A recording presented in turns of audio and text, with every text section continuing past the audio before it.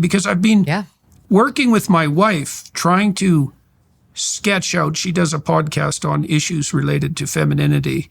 And we've been trying to sketch out, at least hypothetically, something like a appropriate timeline for young women, because they have no real guidance in that. So here's a stat for you. We hit this milestone last year. Half of Western women 30 and under have no child. So it's a little more than half now. So we hit more than half. Half of them will never have a child. And 90% of them will regret it. That means we're setting up, this is a catastrophe. This is a catastrophe if it's true, and the data are pretty clear, I believe.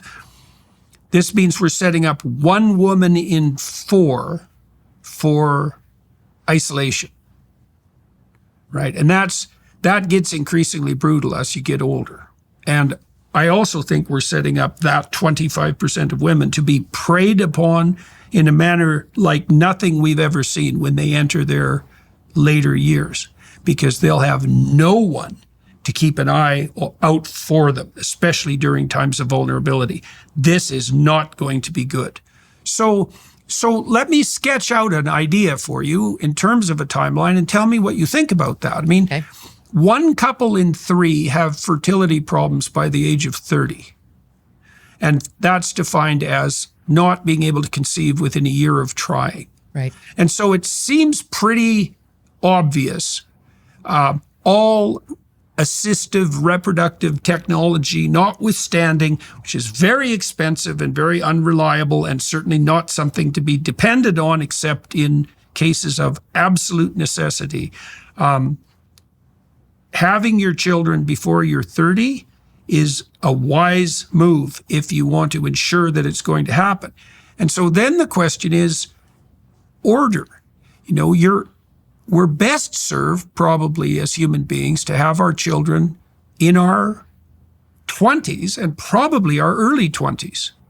And of course, that's going to be more demanding for women, more demanding and more of an opportunity, I would say, because each child really requires something approximating 3 years of pretty dedicated care.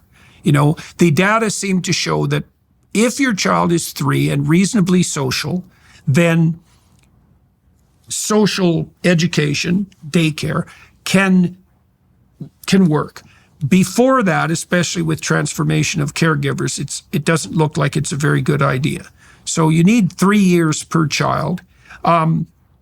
And maybe you want 2 children or 3 children. And so that's something like, 5 or 6 years that you have to devote to it. Now, women live about 6 or 7 years longer than men. So that's kind of an interesting little twist on the whole situation. And if you started your career at 30, you could have 40 years of career, which is a lot.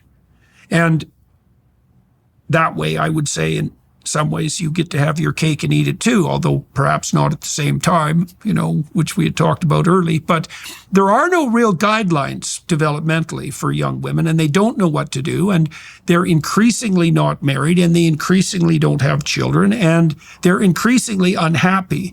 And it doesn't look to me like slave to a corporation is necessarily a substitute for family life and children. Now, some people have a career, you have a career, some people have a career, most people have jobs.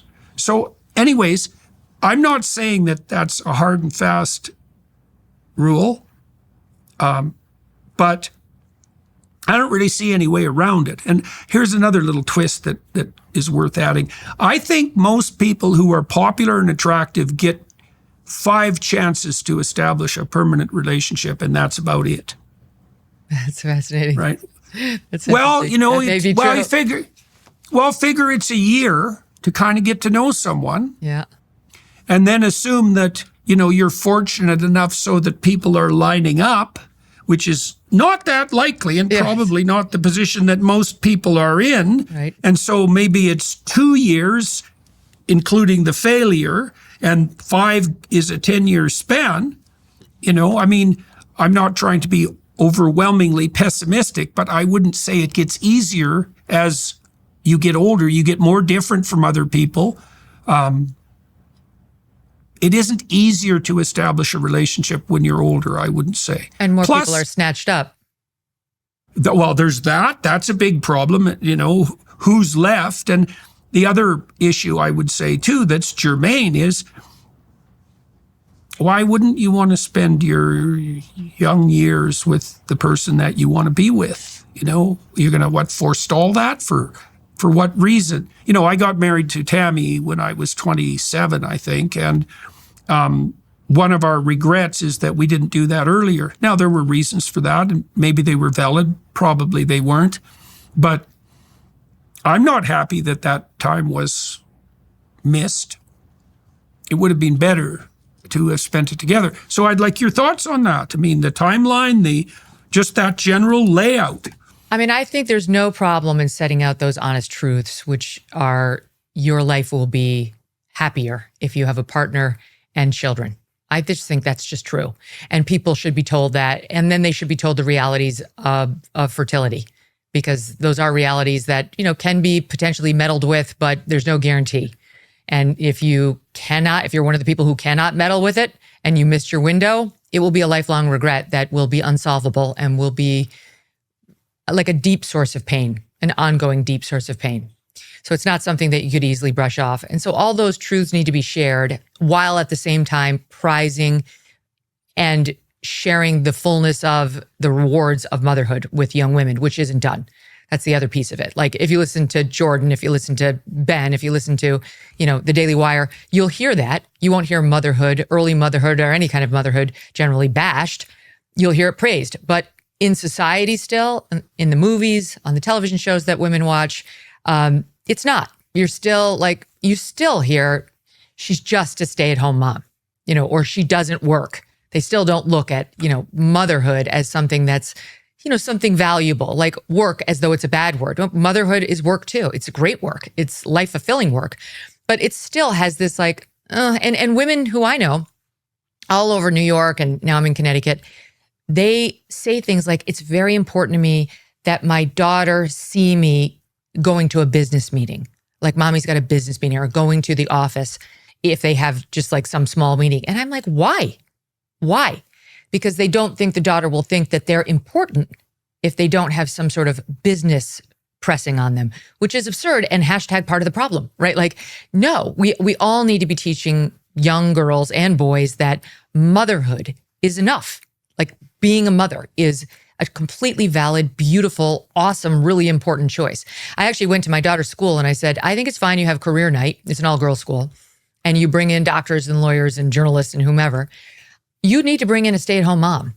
You need to have somebody stand up there and tell the girls, I made a totally different choice. And so much the better if she's got a great education.